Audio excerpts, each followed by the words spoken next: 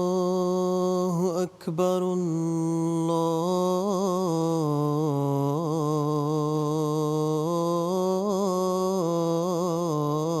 الله أكبر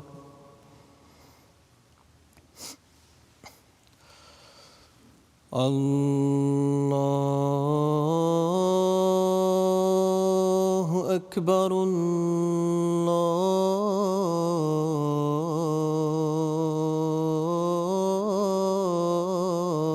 الله أكبر أشهد أن لا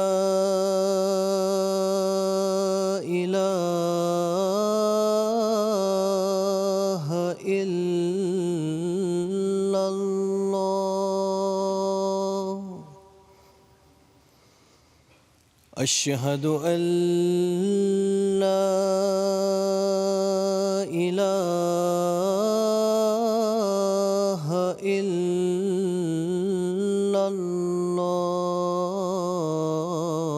الله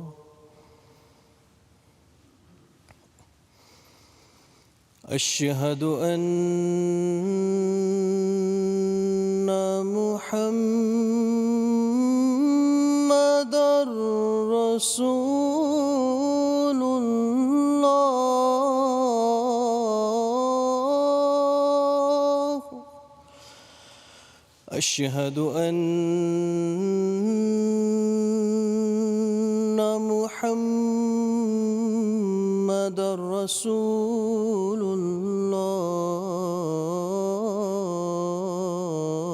الله حي على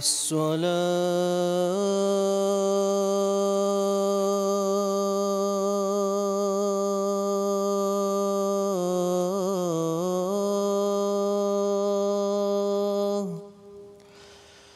حي على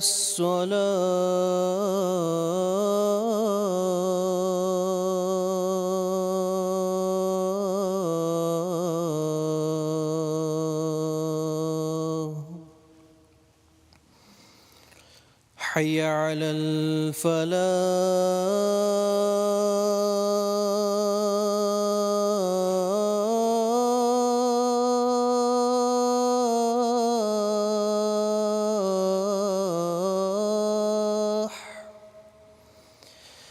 حي على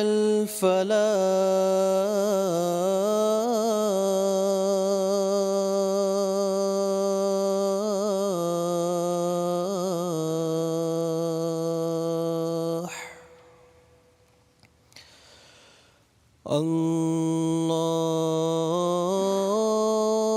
الله أكبر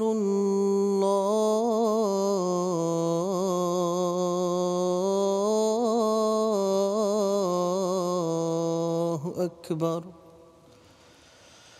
لا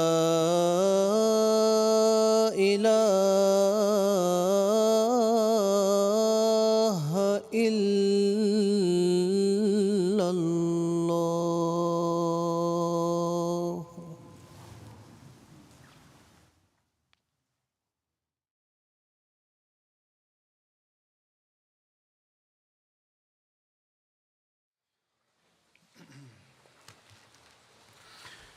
السلام علیکم ورحمۃ اللہ۔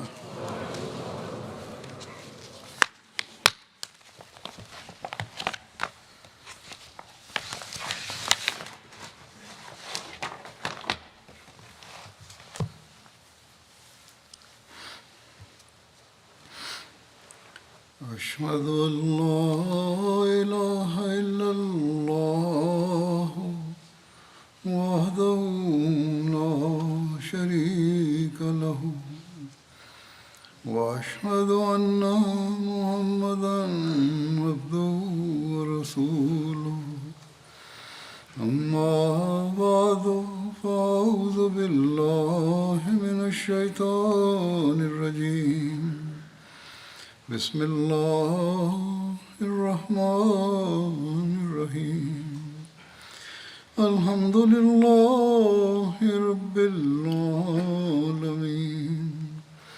الرحمن الرحيم مالك يوم الدين إياك نعبد وإياك نستعين اهدنا الصراط المستقيم صراط الذين أنعمت عليهم غير المغضوب عليهم ولا الضالين.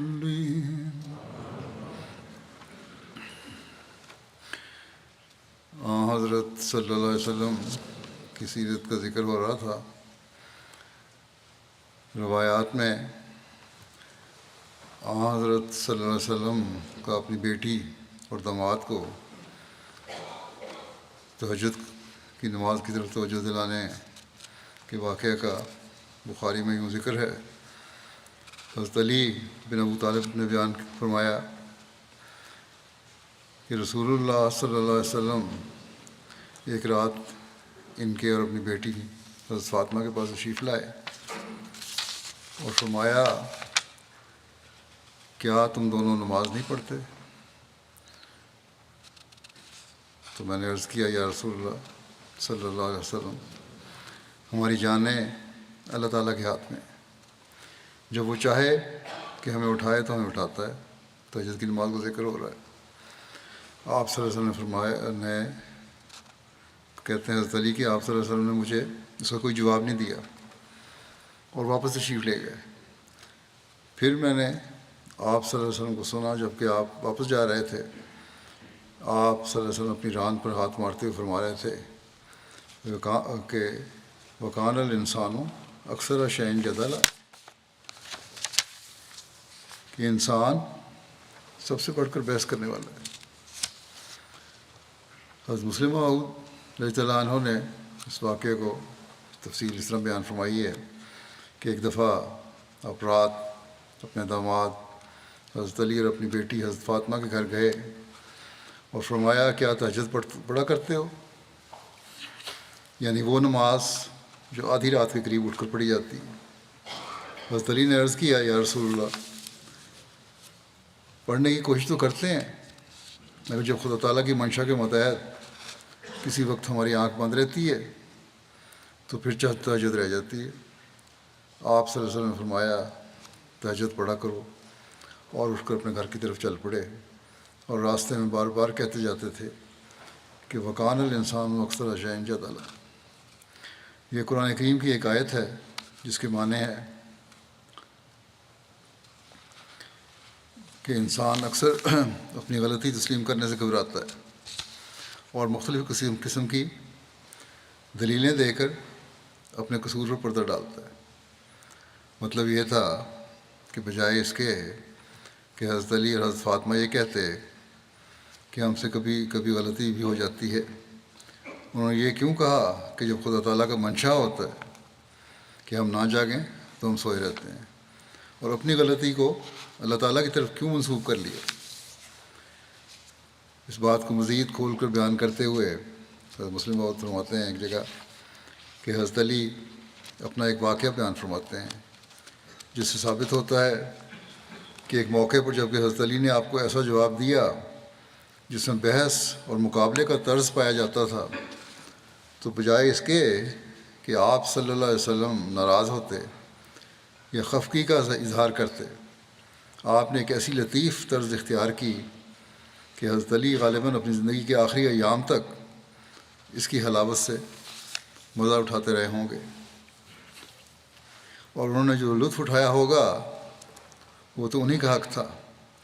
اب بھی حضرت صلی اللہ علیہ وسلم کے اس اظہار ناپسندیدگی کو معلوم کر کے ہر ایک باریک بین نظر محو حیرت ہو جاتی. حضرت علی کرم اللہ وجہ فرماتے ہیں نبی کریم صلی اللہ علیہ وسلم ایک رات میرے اور فاطمہ زہرا کے پاس تشریف لائے جو رسول اللہ صلی اللہ علیہ وسلم کی صاحبزادی تھی، اور فرمایا کیا تم تہجد کی نماز نہیں پڑھا کرتے؟ میں نے جواب دیا کہ یا رسول اللہ ہماری جانیں تو اللہ تعالیٰ کے قبضے میں ہیں، اور جب وہ اٹھانا چاہتا ہے اٹھا دیتا ہے۔ آپ صلی اللہ علیہ وسلم اس بات کو سن کر لوٹ گئے اور مجھے کچھ نہیں کہا۔ پھر میں نے آپ سے سنا اور آپ پیٹھ پھیر کر کھڑے ہوئے تھے، اور آپ نے اپنی ران پر ہاتھ مار کر کہہ رہے تھے کہ انسان تو اکثر باتوں میں بحث کرنے لگ پڑتا ہے۔ اللہ اللہ، کس لطیف طرز سے حضرت علی کو آپ نے سمجھایا کہ آپ صلی اللہ علیہ وسلم کو یہ جواب نہیں دینا چاہیے تھا،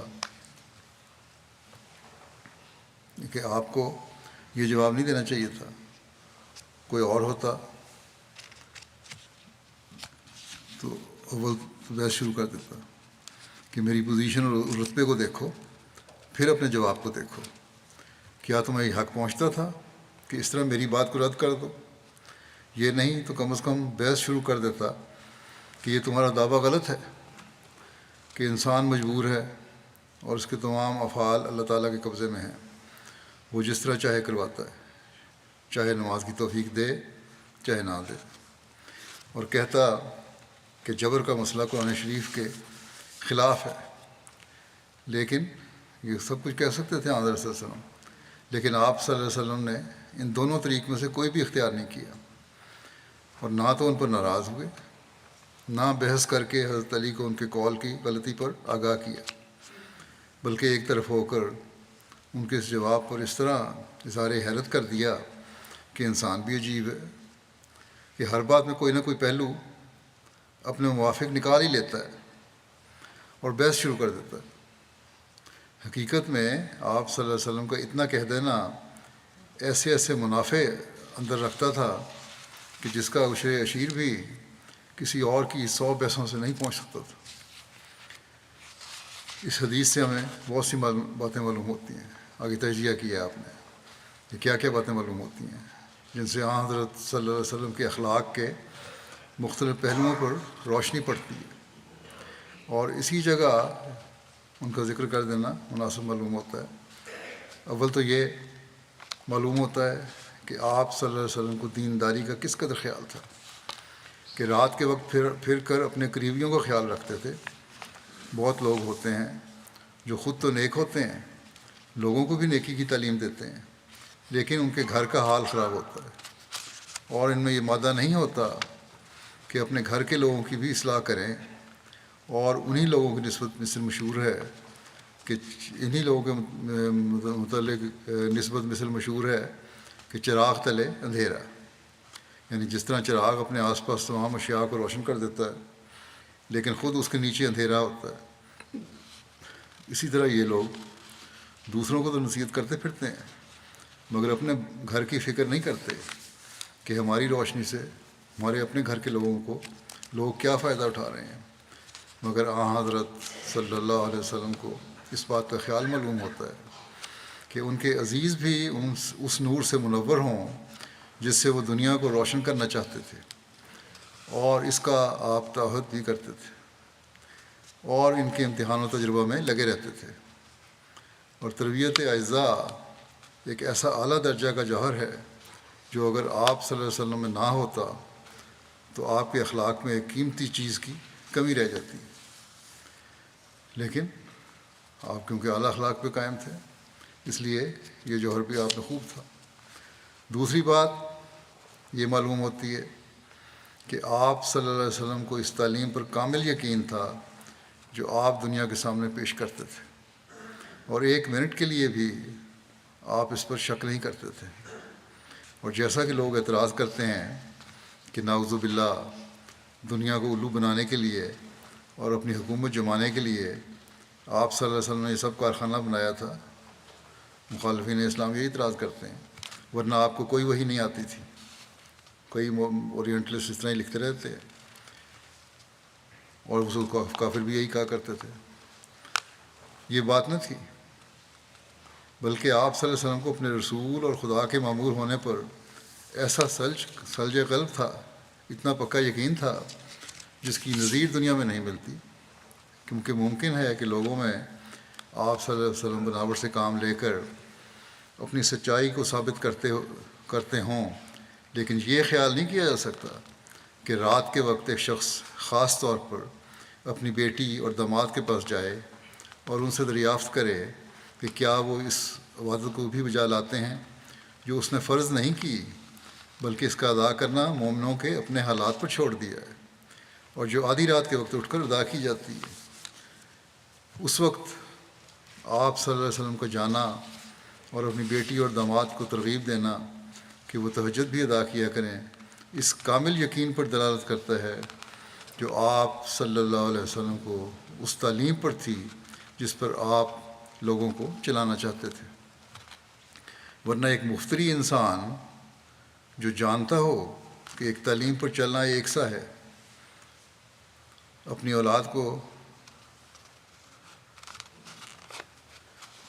کو ایسے پوشیدہ وقت میں اس تعلیم پر عمل کرنے کی نصیحت نہیں کر سکتا۔ چلنا یا نہ چلنا ایک جیسا ہے، اپنی تعلیم پر چلنے کی نصیحت نہیں کر سکتا اپنی اولاد کو۔ یہ اسی وقت ہو سکتا ہے جب ایک آدمی کے دل میں یقین ہو کہ اس تعلیم پر چلے بغیر کمالات حاصل نہیں ہو سکتے۔ تیسری بات وہی ہے جس کے ثابت کرنے کے لیے یہ واقعہ بیان کیا ہے کہ حضرت صلی اللہ علیہ وسلم ہر ایک بات کو سمجھانے کے لیے تحمل سے کام لیا کرتے تھے، اور بجائے لڑنے کے محبت اور پیار سے کسی کو اس کی غلطی پر آگاہ فرماتے تھے۔ چنانچہ اس موقع پر جب حضرت علی نے آپ کے سوال کو اس طرح رد کرنا چاہا کہ جب ہم سو جائیں تو ہمارا کیا اختیار ہے کہ ہم جاگیں، کیونکہ سویا ہوا انسان اپنے آپ پر قابو نہیں رکھتا، جب وہ سو گیا تو اب اسے کیا خبر ہے کہ فلاں وقت آ گیا ہے، اب میں فلاں کام کر لوں۔ اللہ تعالیٰ آنکھیں کھول دے تو نماز ادا کر لیتے ہیں، ورنہ مجبوری ہوتی ہے، کیونکہ اس وقت الارم کی گھڑیاں وغیرہ بھی نہیں تھیں۔ اس بات کو سن کر حضرت صلی اللہ علیہ وسلم کو حیرت ہونی ہی تھی، کیونکہ آپ صلی اللہ علیہ وسلم کے دل میں جو ایمان تھا وہ کبھی آپ کو ایسا غافل نہ ہونے دیتا تھا کہ تہجد کا وقت گزر جائے اور آپ صلی اللہ علیہ وسلم کو خبر نہ ہو۔ اس لیے آپ صلی اللہ علیہ وسلم نے دوسری طرف منہ کر کے صرف یہ کہہ دیا کہ انسان بات نہیں مانتا، جھگڑتا ہے، یعنی تم کو آئندہ کے لیے کوشش کرنی چاہیے تھی کہ وقت ضائع نہ ہو، نہ کہ اس طرح ٹالنا چاہیے تھا۔ چنانچہ حضرت علی کرم اللہ وجہ فرماتے ہیں کہ میں نے پھر کبھی تہجد میں ناغہ نہیں کیا۔ بس یہ واقعہ ہمیں تہجد پڑھنے کی طرف توجہ دلانے کے لیے یاد رکھنا چاہیے، اور خاص طور پر مربیان اور واقفین زندگی اور عہدیداران کو اس طرف خاص توجہ دینی چاہیے۔ راتوں کی دعائیں ہیں جو اللہ تعالیٰ کے فضل کو زیادہ کھینچتی ہیں، اور آج کل دنیا کو تباہی سے بچانے کے لیے ان کی خاص طور پر ضرورت ہے۔ پھر واقعات میں غزوہ بنو قینقاع کا ذکر آتا ہے جو 2 ہجری میں ہوئی۔ اس کے بارے میں لکھا ہے کہ نبی کریم صلی اللہ علیہ وسلم کے مدینہ ہجرت کر جانے کے بعد عرب کے کفار کا معاملہ ایک جیسا نہ رہا، وہ 3 قسموں میں بڑھ چکے تھے۔ ایک وہ تھے جن سے آپ صلی اللہ علیہ وسلم نے اس شرط پر صلح کر لی تھی کہ وہ نہ تو آپ صلی اللہ علیہ وسلم سے جنگ کریں گے اور نہ ہی آپ صلی اللہ علیہ وسلم کے خلاف آپ کے دشمنوں کی مدد کریں گے۔ یہ معاہدہ کرنے والے یہود کے 3 قبائل بنو قریظہ، بنو نذیر اور بنو قینقاع تھے۔ دوسرے وہ تھے جنہوں نے آپ صلی اللہ علیہ وسلم سے عداوت کی، آپ صلی اللہ علیہ وسلم کے خلاف جنگ کی، وہ قریش تھے۔ تیسرے وہ لوگ تھے جنہوں نے آپ صلی اللہ علیہ وسلم کو چھوڑ دیا، وہ آپ صلی اللہ علیہ وسلم کے انجام کے منتظر تھے، جیسے عرب کے قبائل، دیگر قبائل۔ ان کی صورتحال بھی ایک جیسی نہیں تھی۔ ان میں کچھ ایسے تھے جو دل میں یہ چاہتے تھے کہ مسلمانوں کو غلبہ حاصل ہو جائے، جیسے قبیلہ بنو خزاعہ تھا۔ بعض لوگوں کا معاملہ اس کے برعکس تھا، جیسے بنو بکر کے لوگ تھے۔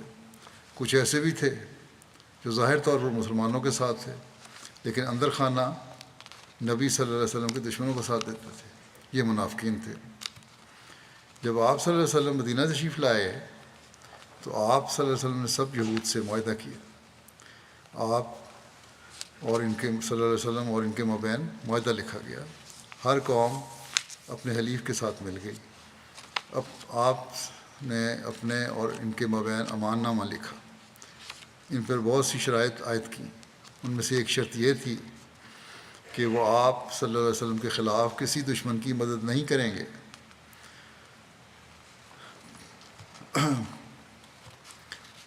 یہ تو معاہدہ تھا۔ اب بنو قینقاع کی جو فتنہ گیری تھی، اس کے بارے میں تاریخ میں آتے ہیں حوالے جو، اس میں ابن اسحاق کہتے ہیں کہ شاس بن قیس نامی ایک بوڑھا شخص جس کا دل مسلمانوں کے بارے میں کینے اور حسد سے بھرا ہوا تھا، ایک مرتبہ اوس و خزرج سے تعلق رکھنے والے کچھ صحابہ ایک مجلس میں اکٹھے بیٹھے گفتگو کر رہے تھے۔ شاس بن قیس کا ادھر سے گزر ہوا۔ اس نے جب انہیں زمانہ جاہلیت کی دشمنی بھلا کر اسلام کی بدولت آپس میں ایک دوسرے سے محبت کرتے اور صلح صفائی کے ساتھ مل جل کر بیٹھتے دیکھا تو وہ جل کر رہ گئے۔ اس نے بے ساختہ کہا، بنو کیلا یعنی اوس و خزرج کے سردار اس شہر پہ متحد ہو چکے تھے کہ اللہ کی قسم، بنو کیلا ان سرداروں کا اوس و خزرج کے جو متحد ہو گئے تھے کہ اللہ کی قسم جب ان کے معزز لوگ متحد ہو گئے تو ہمارے لیے یہاں ان کے ساتھ رہنے کا کوئی ٹھکانہ نہیں۔ بھڑکانے کی کوشش کی۔ اس کے ساتھ ایک یہودی نوجوان تھا، اس نے اسے یہ حکم دیا کہ تم ان کے پاس جاؤ اور ان کے ساتھ بیٹھ جاؤ، پھر ان کے سامنے جنگ بواس اور اس سے پہلے کے واقعات کا ذکر چھیڑو، اور اس کے متعلق انہوں نے آپس میں جو اشعار کہے تھے ان میں سے بھی کچھ شعر سناؤ۔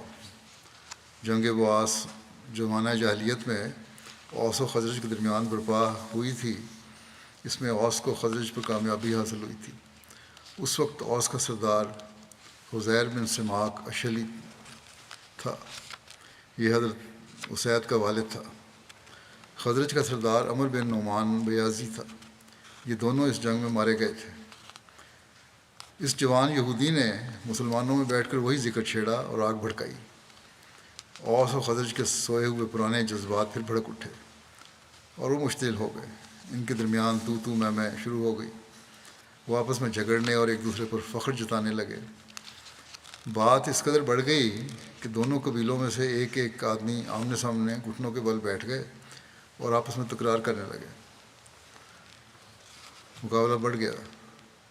اوس کی طرف سے اوس بن قزی تھے اور خزرج کی طرف سے جبار بن صخر۔ بحث کے دوران ان میں سے ایک نے دوسرے سے کہہ دیا کہ اگر تم چاہو تو ہم اس جنگ کو اب دوبارہ چھیڑ کر تازہ کر دیں۔ چنانچہ دونوں فریق غصے میں آ گئے اور بولے ہم تیار ہیں۔ تمہارے اب ایک طرف مسلمان ہو چکے ہیں، دوسری طرف ہی جہالت بھی چل رہی ہے ساتھ، اور پھر یہ کہنے لگے کہ تمہارے وعدے کی جگہ ہررا ہے۔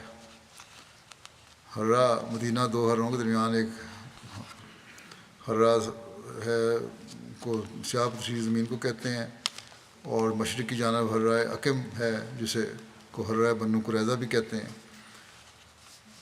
اور دوسرا ہرۃ الوبرہ ہے جو مدینہ کے مغرب میں 3 میل کے فاصلے پر واقع ہے۔ اچھا، مشرق کی جانب ہررائے عقم ہے اور اس کو ہررا بنو قریظہ بھی کہتے ہیں۔ دوسرا ہرۃ الوبرہ ہے جو مغرب کی جانب ہے، ایک مشرق کی جانب ایک مغرب کی جانب، دینوں کے درمیان میں 3 میل کا فاصلہ ہے۔ ساتھ ہی شور برپا ہو گیا، ہتھیار۔ اس کے بعد ماحول انتہائی گرم ہو گیا اور دونوں طرف سے زور شور سے جنگ کی تیاریاں ہونے لگیں۔ دونوں قبیلوں کے لوگ وقت مقررہ پر ہررا کی طرف نکل پڑے۔ قریب تھا کہ خونریز جنگ شروع ہو جاتی، لیکن اللہ کا کرنا ایسا ہوا کہ رسول اللہ صلی اللہ علیہ وسلم کو اس ساری صورتحال کی اطلاع پہنچ گئی۔ خبر سنتے ہی آپ فوراً مہاجر صحابہ کو ساتھ لے کر اوس و خزرج کے لوگوں کے پاس تشریف لے گئے۔ آپ نے نہایت حکیمانہ انداز میں ان سب کو مخاطب کرتے ہوئے فرمایا، اللہ اللہ، میرے ہوتے ہوئے جاہلیت کی پکار، وہ بھی اس کے بعد کہ اللہ نے تمہیں اسلام کی ہدایت نصیب فرمائی، اس کے ذریعے سے تمہیں عزت بخشی ہے، تم سے جاہلیت کے اثرات کا خاتمہ فرما دیا ہے، تمہیں کفر سے نجات دلائی ہے اور تمہارے دلوں میں الفت ڈال دی ہے۔ ان چیزوں کے باوجود اب تم یہ جہالت کر رہے ہو۔ رسول اللہ صلی اللہ علیہ وسلم کی اس گفتگو کا ان پر ایسا زبردست اثر ہوا کہ انہوں نے اپنے فعل پر سخت ندامت کا اظہار کیا اور رونا شروع کر دیا۔ اوس و خزرج کے لوگ جو ایک دوسرے سے لڑنے جھگڑنے کے لیے اکٹھے ہوئے تھے، ایک دوسرے سے گلے ملے، پھر سمع اور طاعت کا مظاہرہ کرتے ہوئے رسول اللہ صلی اللہ علیہ وسلم کے ساتھ واپس آ گئے۔ یہ سیرت ابن شام کی تفصیل ہے۔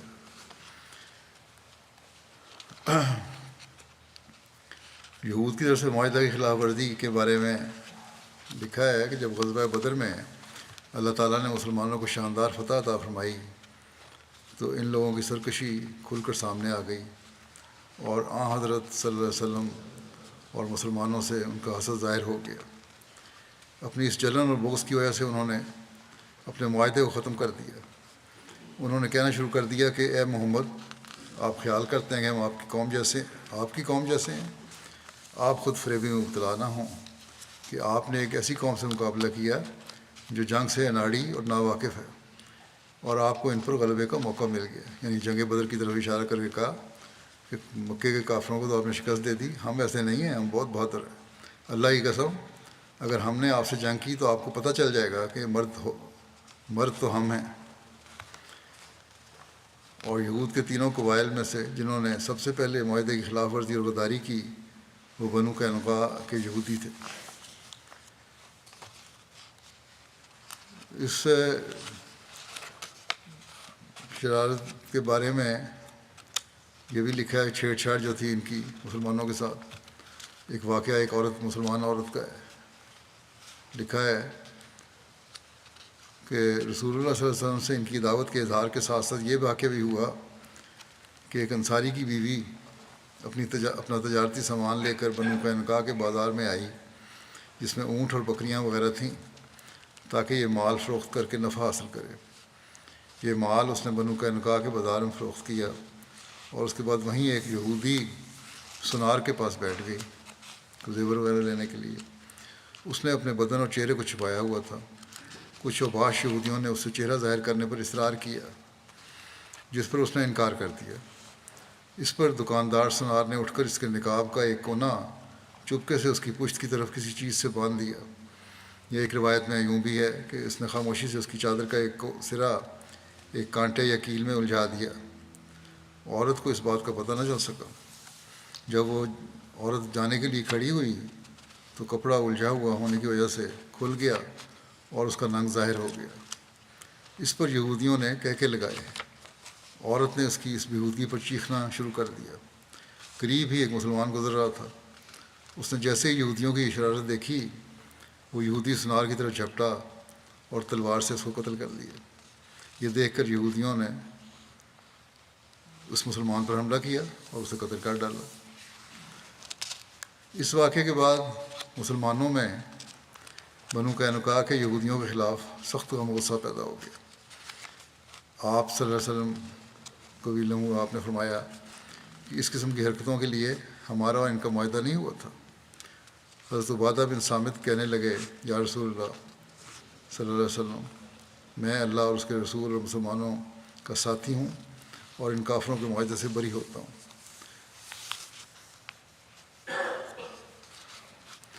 بہرحال حضرت صلی اللہ علیہ وسلم نے بنو قینقاع کو سمجھانے کی کوشش کی، اور لیکن انہوں نے بجائے سمجھنے کے کھلی دھمکی دینی شروع کر دی۔ اس کی تفصیل یوں لکھی ہے کہ بنو قینقاع کو جمع کر کے آن صلی اللہ علیہ وسلم نے فرمایا کہ اے گروہ یہود، اللہ سے ایسی تباہی نازل ہونے سے بچنے کی کوشش کرو جیسی بدر کے موقع پر قریش کے اوپر نازل ہوئی ہے۔ اس لیے مطیع و فرمانبردار بن جاؤ، کیونکہ تم جانتے ہو کہ میں اللہ تعالیٰ کی طرف سے بھیجا ہوا رسول ہوں، اور اس حقیقت کو تم اپنی کتاب میں درج پاتے ہو، اور اس عہد کو بھی جو اللہ نے تم سے لیا تھا۔ انہوں نے کہا، اے محمد صلی اللہ علیہ وسلم، آپ شاید یہ سمجھتے ہیں کہ ہم بھی آپ کے قوم والوں کی طرح ہیں۔ اس دھوکے میں نہ رہیے کیونکہ اب تک آپ کو ایسی قوم سے واسطہ پڑا ہے جنگ اور اس کے طریق نہیں جانتے، لہذا آپ نے انہیں آسانی سے زیر کر لیا۔ لیکن خدا کی قسم اگر آپ نے ہم سے جنگ کی تو آپ کو پتہ چل جائے گا کہ کیسے بہادروں سے پالا پڑا ہے۔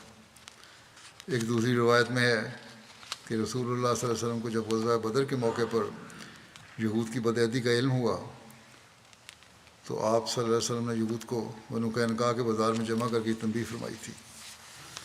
بہرحال یہ تنبیہ کی تھی، اس پہ ان کا یہ جواب تھا۔ اس کے بعد بنو قینقاع کے یہود وہاں سے جا کر قلعہ بند ہو گئے۔ یہ ساری باتیں ہوئیں، اس کے بعد وہ چلے گئے اور اپنے قلعے میں چلے گئے۔ حضرت صلی اللہ علیہ وسلم نے ان کی طرف روانہ ہوئے اور آپ صلی اللہ علیہ وسلم نے حضرت ابو لبابہ کو مدینے میں اپنا قائم مقام بنایا۔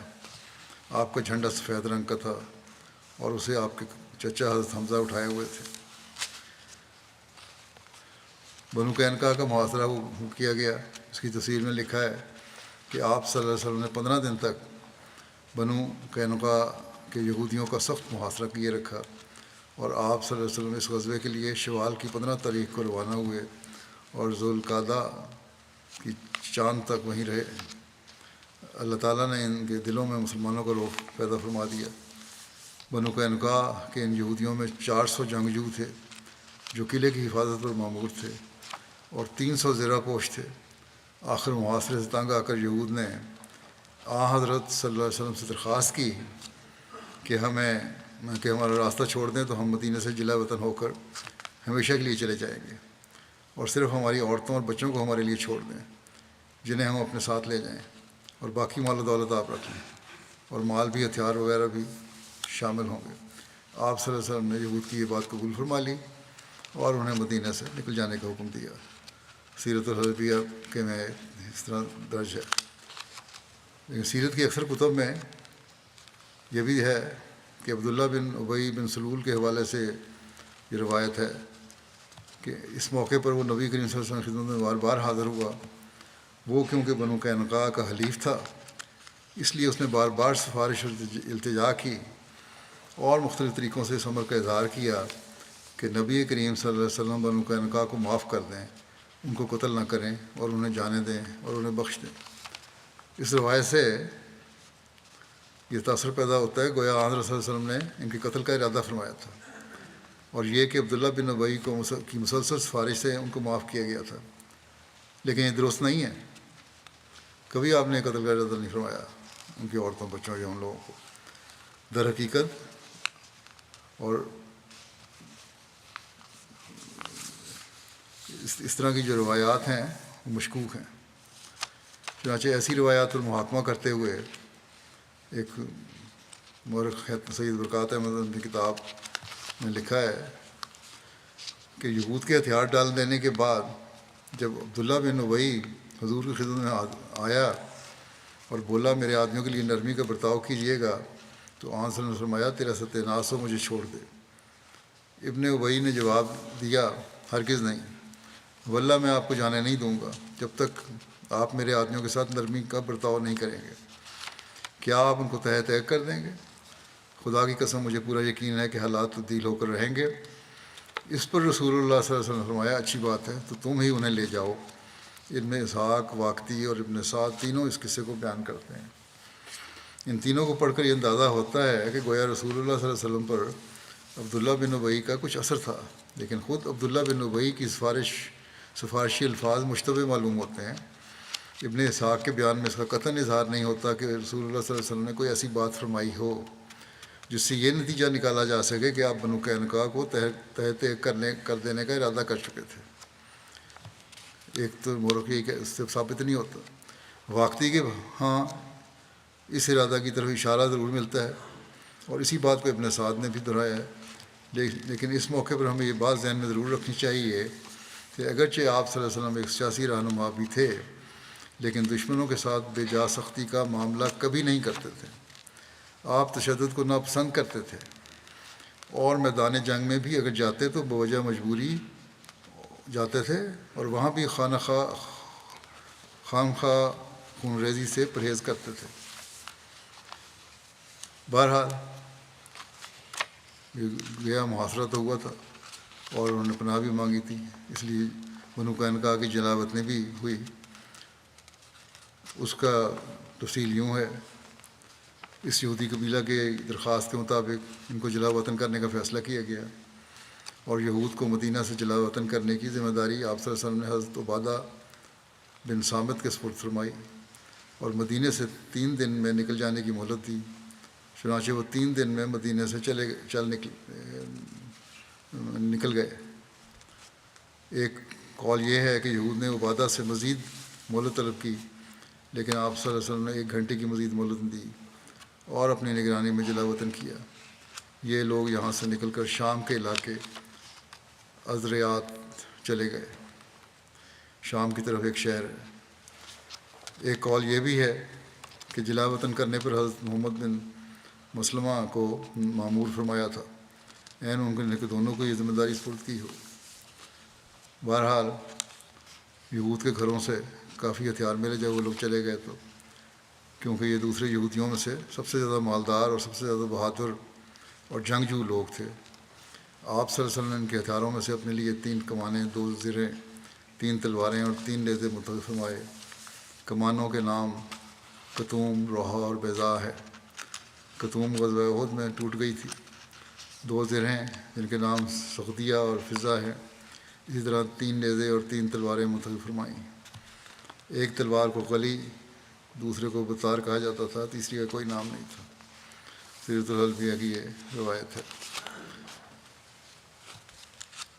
بنو قینقاع کے غزوے کا ذکر سیرت خاتم النبیین میں یوں ہے، جس وقت آن حضرت صلی اللہ علیہ وسلم مکے سے ہجرت کر کے مدینہ میں تشریف لائے تھے، اس وقت مدینہ میں یہود کے 3 قبائل آباد تھے۔ ان کے نام بنو قینقاع، بنو نذیر اور بنو قریظہ تھے۔ آن حضرت صلی اللہ علیہ وسلم نے مدینہ میں آتے ہی ان قبائل کے سامنے امن و امان کے معاہدے کر لیے اور آپس میں صلح اور امن کے ساتھ رہنے کی بنیاد ڈالی۔ معاہدے کی روح سے فریقین اس بات کے ذمہ دار تھے کہ مدینے میں امن و امان قائم رکھیں، اور اگر کوئی بیرونی دشمن مدینے پر حملہ آور ہو تو سب مل کر اس کا مقابلہ کریں۔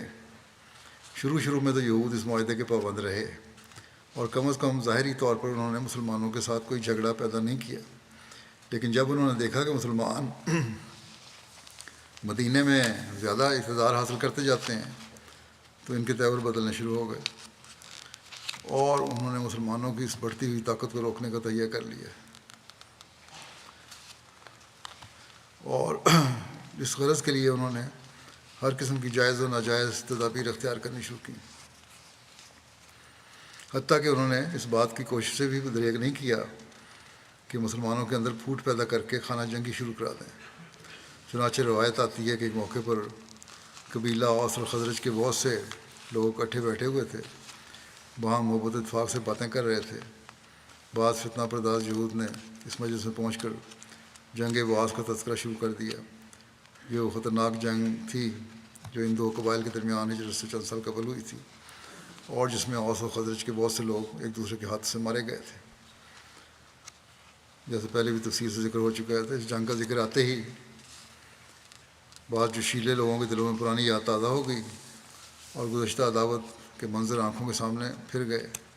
چنانچہ نتیجہ یہ ہوا کہ باہم نوک جھونک اور تان و تشنیع سے گزر کر نوبت یہاں تک پہنچ گئی کہ اسی مجلس میں مسلمانوں کے اندر تلوار کھنچ گئی، مگر خیر گزری کہ آن حضرت صلی اللہ علیہ وسلم کو بر وقت اس کی اطلاع مل گئی، اور آپ صلی اللہ علیہ وسلم مہاجرین کی ایک جماعت کے ساتھ فوراً موقع پر تشریف لے آئے اور فریقین کو سمجھا کر ٹھنڈا کیا۔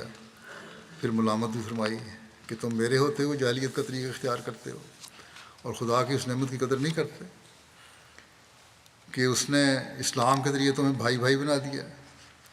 انصار پر آپ کی نصیحت کا ایسا اثر ہوا کہ ان کی آنکھوں سے آنسو جاری ہو گئے اور اپنی اس حرکت سے طائب ہو کر ایک دوسرے سے بغلگیر ہو گئے۔ جب جنگ بدر ہو چکی اور اللہ تعالیٰ نے اپنے فضل سے مسلمانوں کو باوجود ان کی قلت اور بے سر و سامانی کے قریش کے ایک بڑے جرار لشکر پر نمایاں فتح دی اور مکے کے بڑے بڑے عمائد خاک میں مل گئے، تو مدینے کے یہودیوں کی آتش حسد بھڑک اٹھی اور انہوں نے مسلمانوں کے ساتھ کھلم کھلا نوک جھونک شروع کر دی اور مجلسوں میں برملا طور پر کہنا شروع کیا کہ قریش کے لشکر کو شکست دینا کون سی بڑی بات تھی، ہمارے ساتھ محمد صلی اللہ علیہ وسلم کا مقابلہ ہو تو ہم بتا دیں گے کس طرح لڑا کرتے ہیں۔ حتیٰ کہ ایک مجلس میں انہوں نے خود حضرت صلی اللہ علیہ وسلم کے منہ پر اسی قسم کے الفاظ کہے۔ چنانچہ روایت آتی ہے کہ جنگ بدر کے بعد جب حضرت صلی اللہ علیہ وسلم مدینہ تشریف لائے تو آپ نے ایک دن یہودیوں کو جمع کر کے ان کو نصیحت فرمائی اور اپنا دعویٰ پیش کر کے اسلام کی طرف دعوت دی۔ آپ صلی اللہ علیہ وسلم کی اس پرامن اور ہمدردانہ تقریر کا رؤسائے یہود نے ان الفاظ میں جواب دیا کہ اے محمد صلی اللہ علیہ وسلم، تم شاید چند قریش کو قتل کر کے مغرور ہو گئے ہو، اور وہ لوگ لڑائی کے فن سے ناواقف تھے۔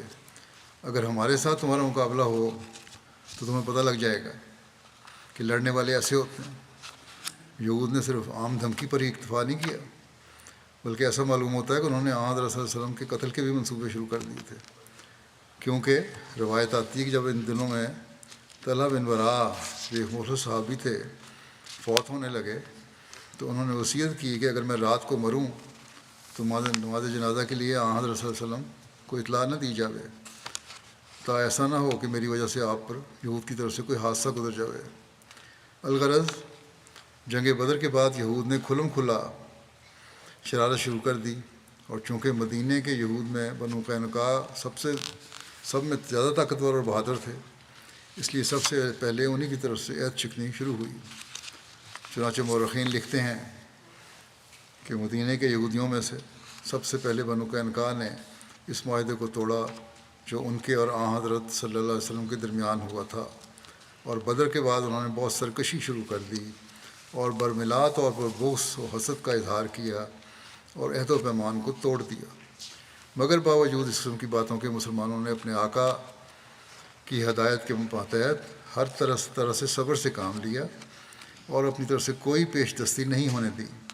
مگر حدیث میں آتا ہے کہ اس معاہدے کے بعد جو یہود کے ساتھ ہوا تھا، حضرت صلی اللہ علیہ وسلم خاص طور پر یہود کی دلداری کا خیال رکھتے تھے، ان کی طرف سے دشمنی کا رویہ تھا اور صلی اللہ علیہ وسلم کی طرف سے دلداری کا رویہ۔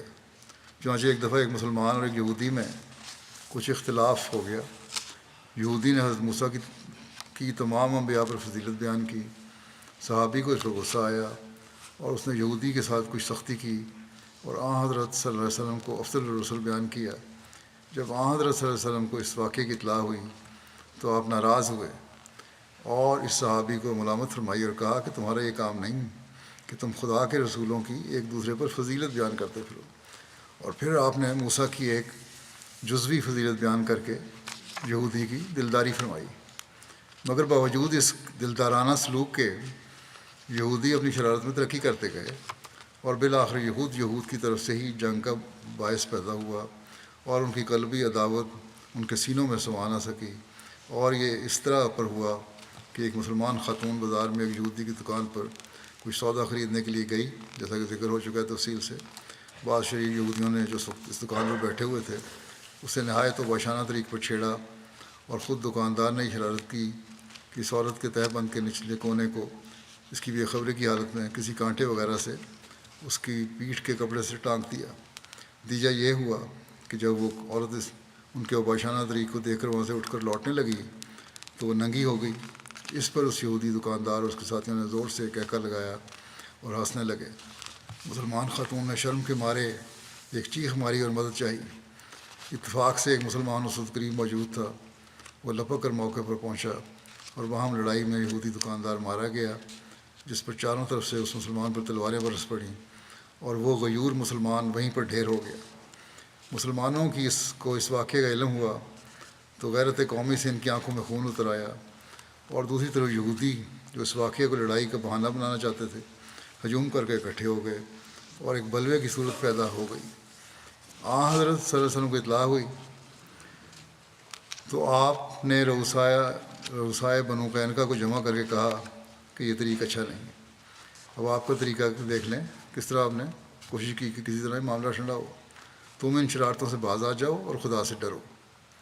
انہوں نے بجائے اس کے کہ اظہار افسوس و ندامت کرتے اور معافی کے طالب بنتے، سامنے سے ناہید متمردانہ جواب دیے، یعنی بڑی سرکشی اور نافرمانی والے جواب دیے، اور پھر وہی دھمکی دہرائی کہ بدر کی فتح پر غرور نہ کرو، جب ہم سے مقابلہ ہوگا تو پتہ لگ جائے گا کہ لڑنے والے ایسے ہوتے ہیں۔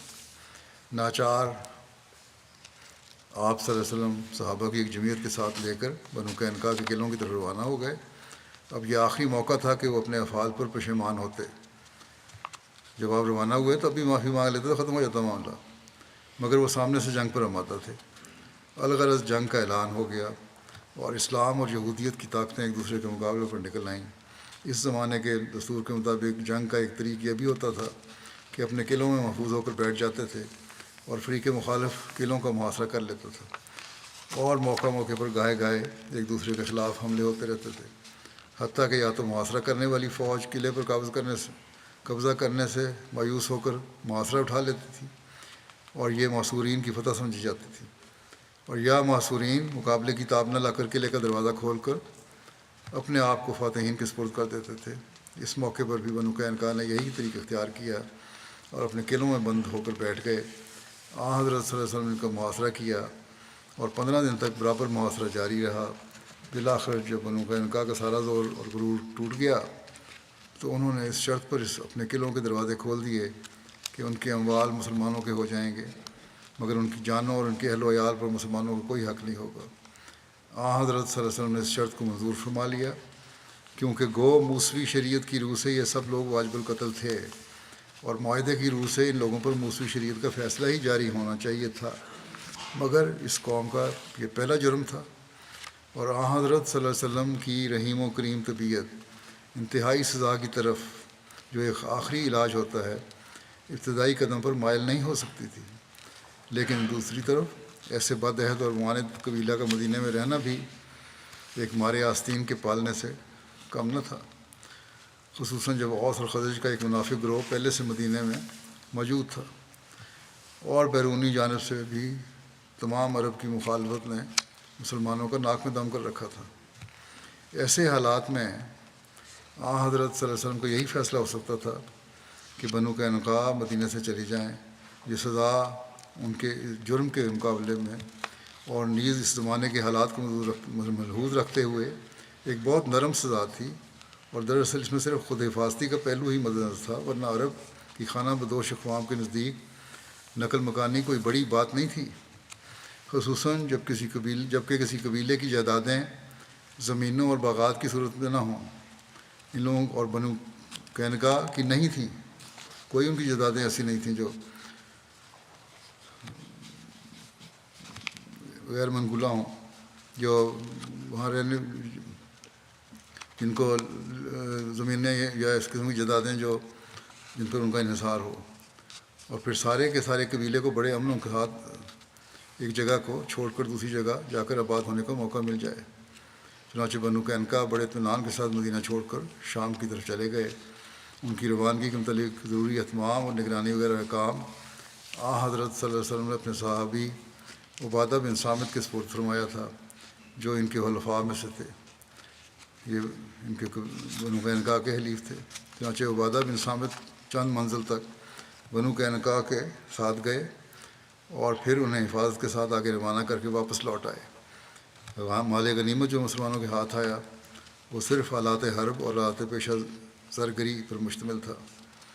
بنو قینقاع کے متعلق بعض روایتوں میں ذکر آتا ہے کہ جب ان لوگوں نے اپنے قلعوں کے دروازے کھول کر اپنے آپ کو حضرت صلی اللہ علیہ وسلم کے سپرد کر دیا تو ان کی بدعہدی اور بغاوت اور شرارتوں کی وجہ سے آپ کا ارادہ ان کے جنگجو مردوں کے قتل کرا دینے کا تھا، اور عبداللہ بن ابی بن سلول رئیس منافقین کی سفارش پر آپ نے ارادہ ترک کر دیا۔ لیکن محققین نے اس روایت کو صحیح تسلیم نہیں کیا، کیونکہ جب دوسری روایات میں صریحاً مذکور ہے کہ بنو قینقاع نے اس شرط پر دروازے کھولے تھے کہ ان کی اور ان کے اہل و عیال کی جان بخشی کی جائے گی، تو یہ ہرگز نہیں ہو سکتا تھا کہ حضرت صلی اللہ علیہ وسلم اس شرط کو قبول کر لینے کے بعد دوسرا طریقہ اختیار کرتے اور اس شرط کو توڑ دیتے۔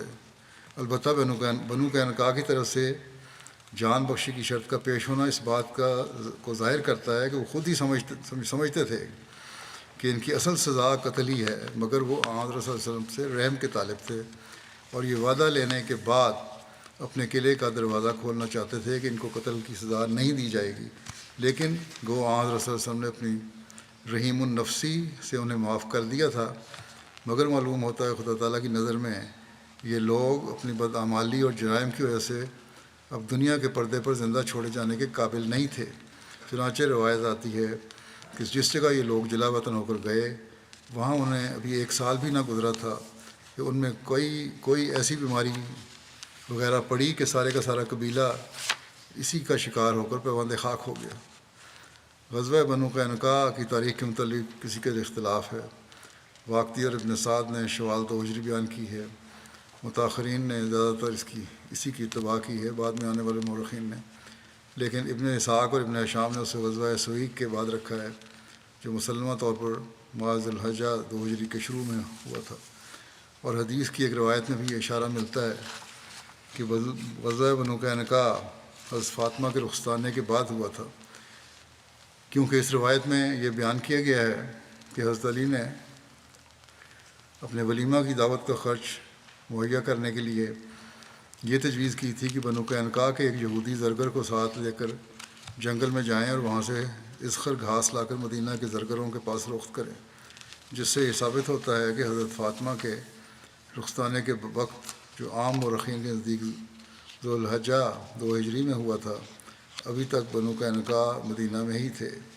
ان وجوہات کی بنا پر مرزا بشیر احمد صاحب کہتے ہیں کہ میں نے غزوہ بنو قینقاع کو غزوہ سویق اور حضرت فاطمہ کے رخصتانہ کے بعد اب آخر 2 ہجری میں رکھا ہے۔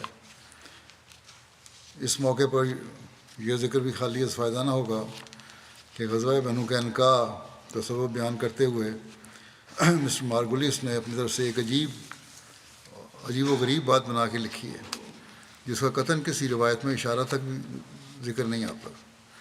بخاری میں ایک روایت آتی ہے کہ حضرت حمزہ نے شراب کے نشے میں اس وقت تک ابھی شراب حرام نہیں ہوئی تھی، حضرت علی کے وہ اونٹ مار دیے تھے جو انہیں جنگ بدر کی غنیمت میں حاصل ہوئے تھے۔ اس منفرد واقعہ کو بغیر کسی قسم کی تاریخی سند کے غزوہ بنو قینقاع کے ساتھ جوڑ کر مسٹر مارگولیس رقم تراز ہیں کہ حضرت صلی اللہ علیہ وسلم نے قبیلہ بنو قینقاع پر اس غرض سے چڑھائی کی تھی کہ تا اس کی غنیمت سے حضرت علی کے اس نقصان کی تلافی کرے۔ کوئی بیتو کی بات جوڑی ہے۔ تاریخ نویسی میں یہ جرت غالباً اپنی مثال آپ ہی ہے، اور پھر لطف یہ ہے کہ مسٹر مارگولیس اس بات کو بھی تسلیم کرتے ہیں کہ میں نے یہ بات اپنی طرف سے قیاس کر کے زائد کی ہے۔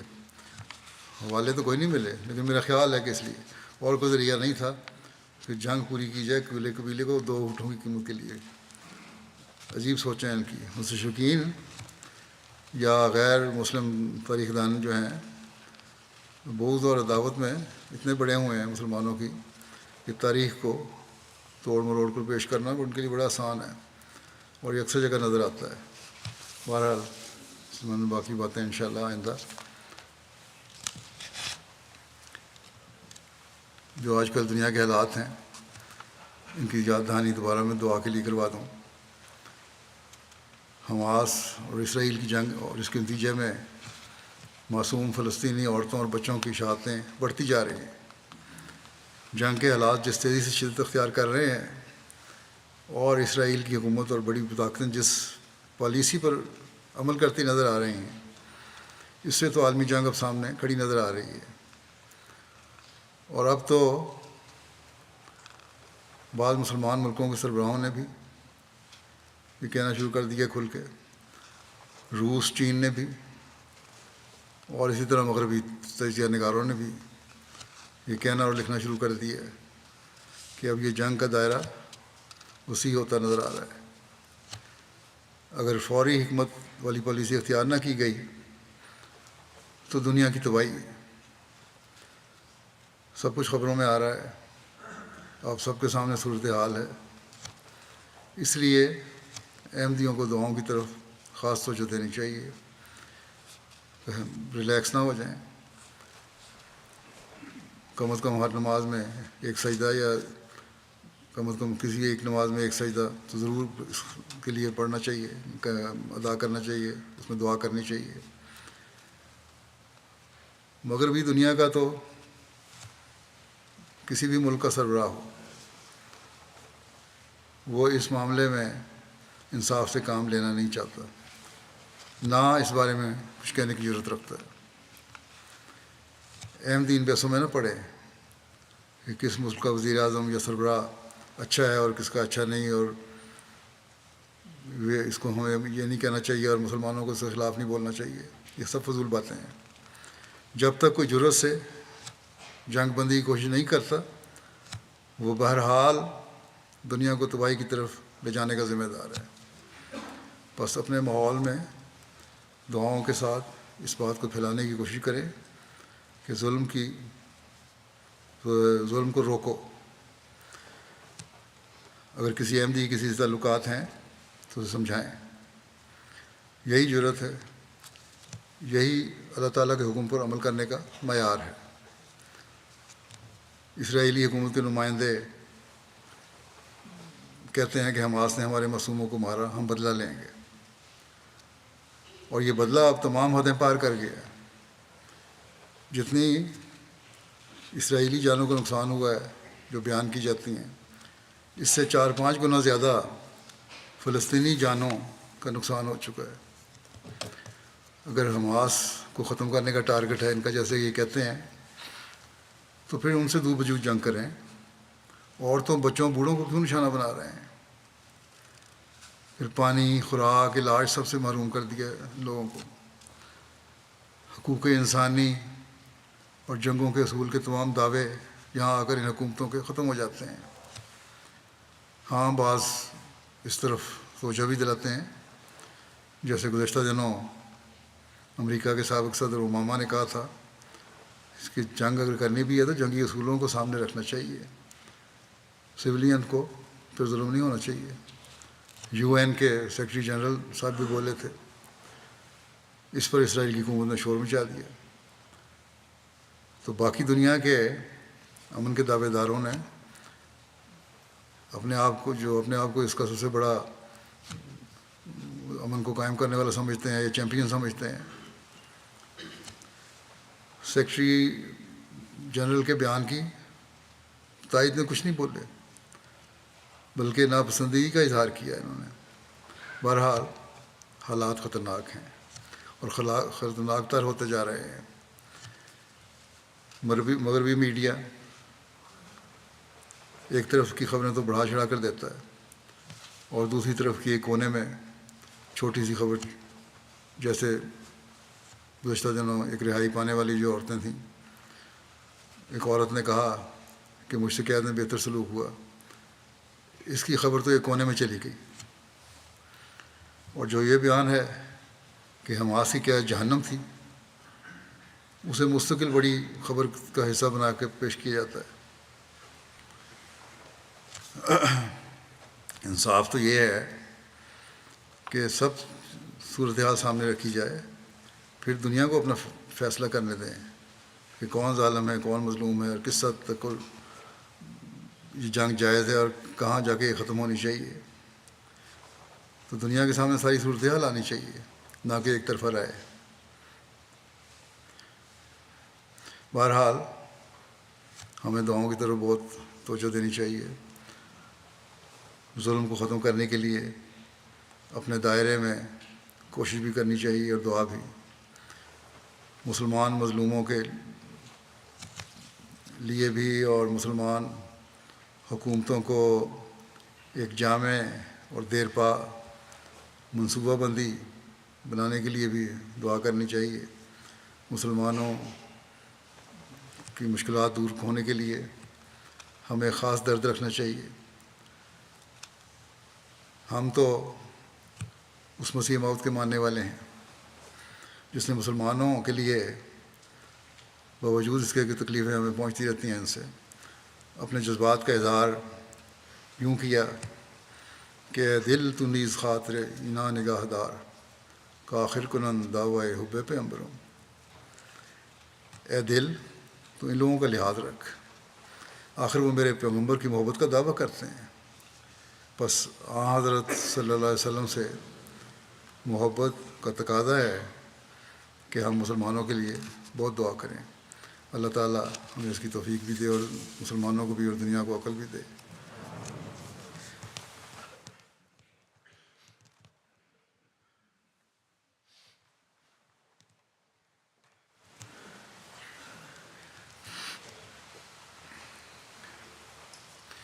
الحمد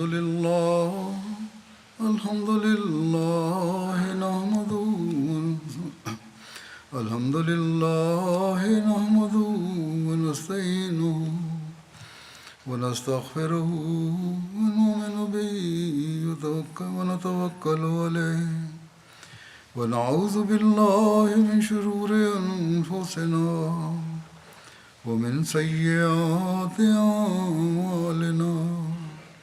من يهده الله فلا مضل له ومن يضلل فلا هادي له. ونشهد أن لا إله إلا الله ونشهد أن محمدا عبده ورسوله.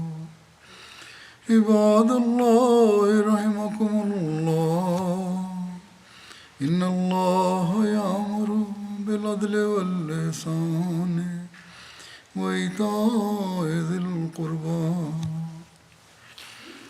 وينهى عن الفحشاء والمنكر والبغي يعظكم لعلكم تذكرون.